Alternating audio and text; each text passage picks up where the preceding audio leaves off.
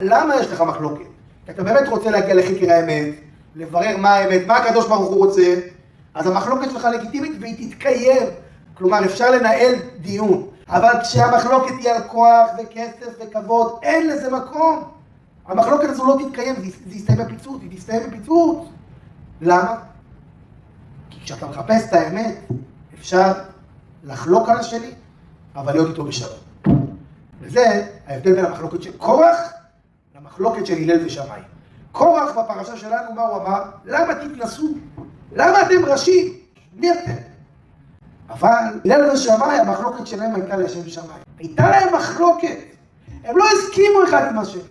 אבל יחד עם זה כתוב שהם לא נמנעו מלהשיא את ילדיהם זה לזה. היו עושים חתונות, משפחה אחת עם משפחה שנייה, למרות שהיו יריבים אידיאולוגיים, הם לא הסכימו אחד עם השני.